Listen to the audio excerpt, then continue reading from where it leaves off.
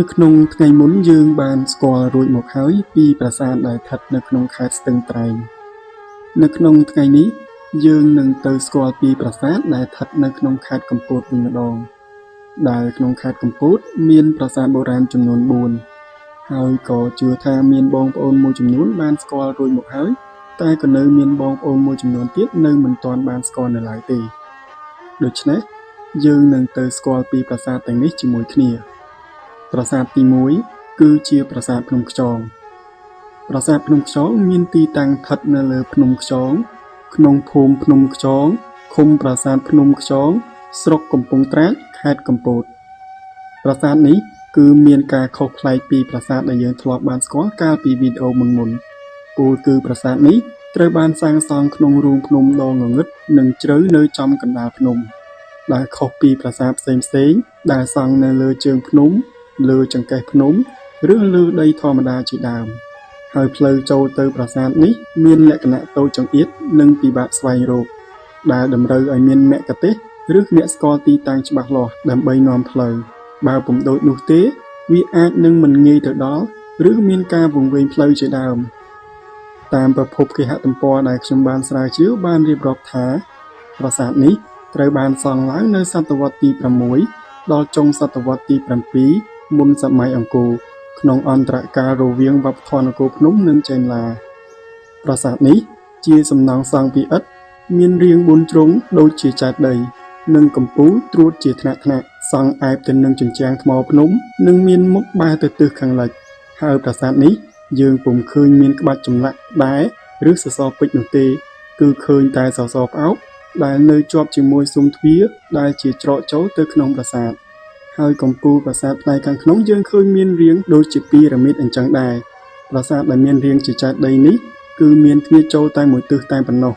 ហើយពុំឃើញមានទ្វារបញ្ឆោតដោយប្រាសាទដទៃទេនៅផ្នែកខាងក្នុង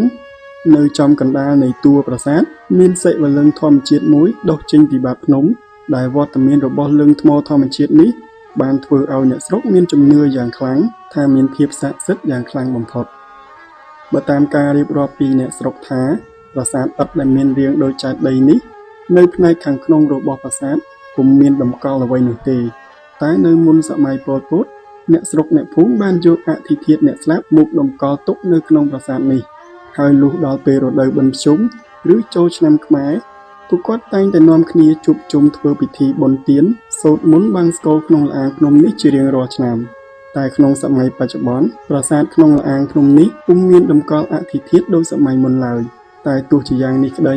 មកដល់ពេលបច្ចុប្បន្នប្រាសាទនេះនៅតែជាទីសក្ការៈបូជាដែលអ្នកស្រុកចាត់ទុកថាជាកន្លែងបន់ស្រន់ដ៏ស័ក្តិសិទ្ធិសម្រាប់បួងសួងសុំអ្វីមួយតាមផ្លូវសុចរិត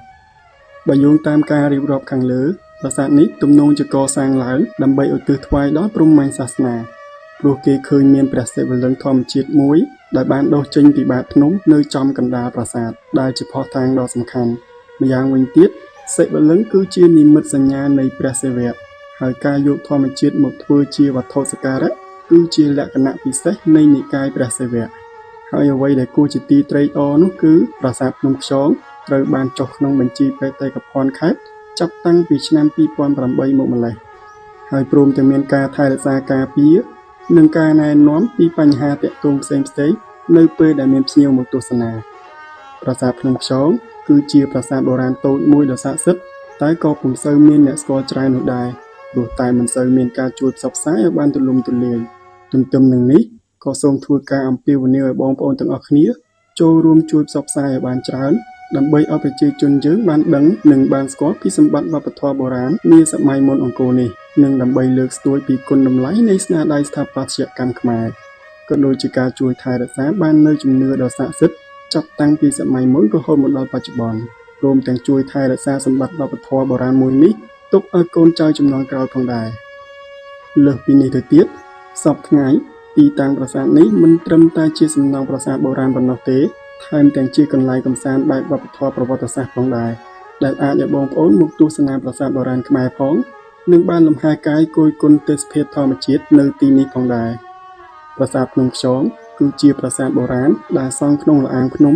និងជាប្រាសាទបុរាណដ៏ស័ក្តិសិទ្ធិដែលទាំងអស់នេះបានបង្ហាញពីភាពអស្ចារ្យរបស់ខ្មែរដែលមានទាំងស្នាដៃស្ថាបត្យកម្មមុនសម័យអង្គរ